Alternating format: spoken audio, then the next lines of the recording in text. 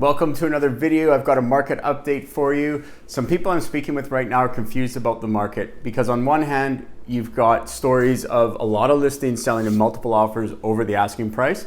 And then on the other hand, you've got the media saying that prices are coming down. So, and I'm seeing a lot of it too in my social media feed. There's a lot of realtors posting multiple offers over the asking, but that's not the whole market, right? There's a lot of properties that are selling after weeks on the market. So I think, us as realtors, perhaps, when we post a sale, if it's a multiple offer, we talk about that. We say it's a multiple offer over asking. And when it's not, we just say it's a sale. So perhaps we should post more case studies, how long it took to sell, any objections or hurdles we had to overcome, how we overcame them, which resulted in an offer, which resulted in a final sale, right? That might be helpful to paint a broader picture of what's going on out there.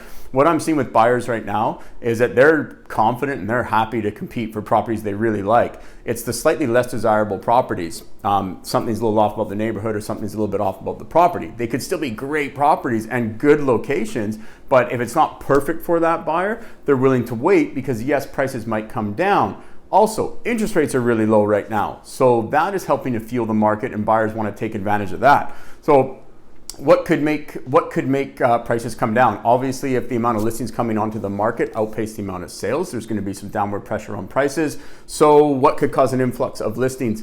When the mortgage deferrals end, when that period ends, if people are unable to make their mortgage payment, they might unfortunately be forced to sell their properties. Investor-owned properties, if tenants are leaving and to get a new tenant, the rent price has to be dropped. For some investors, that might not work. So maybe they decide to list some of their properties.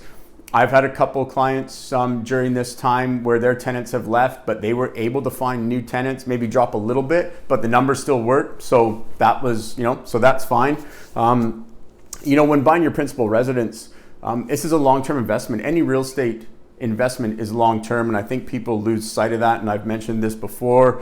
So if you do find that right property right now, and you got that low interest rate, you're probably not going to sell it for another 5 to 10 years. So if prices do come down later in the year, you'll be okay in the long run. And for investors, it's always about the numbers with investors. So if the numbers make sense, then go for it, right? That's my opinion. That's my advice.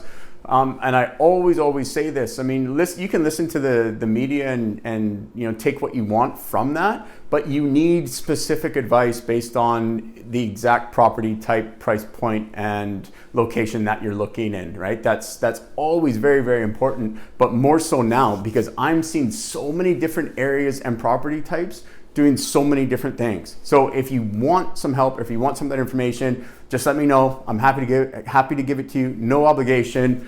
That's all for now. Have a great weekend. Have a great week, depending on when you're watching this, and stay safe out there. Don't get too crowded, but have some fun.